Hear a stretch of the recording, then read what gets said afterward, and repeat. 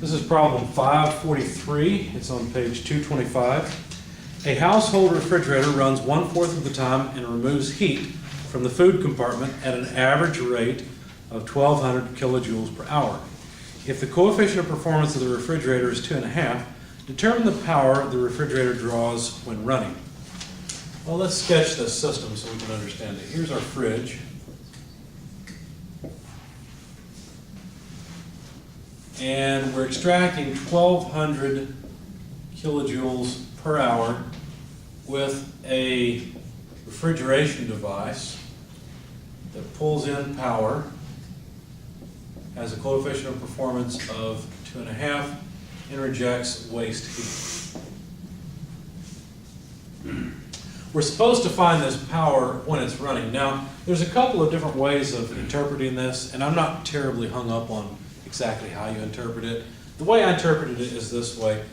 Notice that this would be Q dot L. I assume that that was the average heat flow rate, and since they wanted the power input when the thing was running, if this is the average, then it has to run 4 times as hard when it's actually running if it only runs 1/4 of the time. Does that make sense?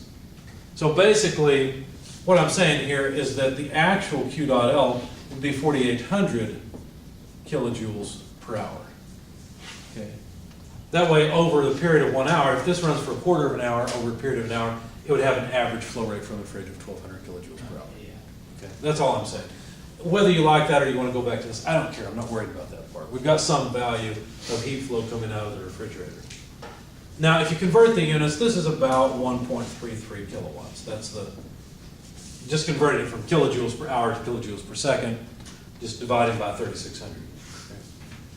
Now, the question was, what's the power input? Well, you've got to realize that the coefficient of performance of a refrigerator is desired output. What's the desired output? Why do you buy a refrigerator?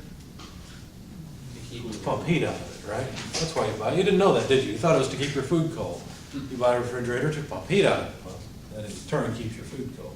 Anyway, so Q dot L is really the whole purpose. That's the desired output. And it requires input. Requires power from the power company. Requires work.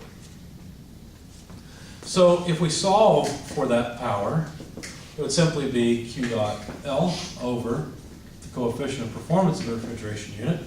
And so that would be 1.33 kilowatts divided by 2.5.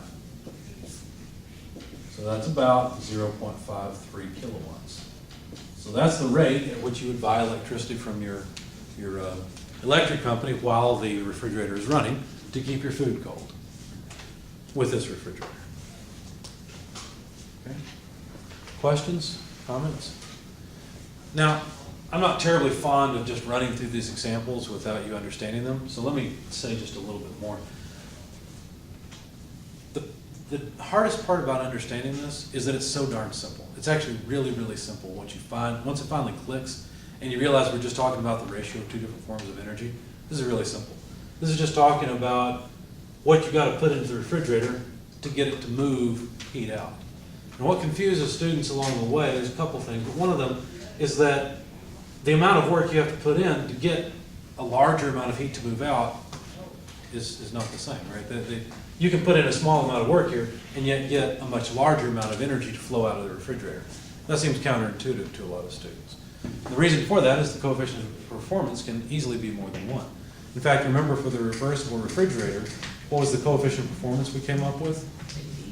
It was about 11 or so? Yeah.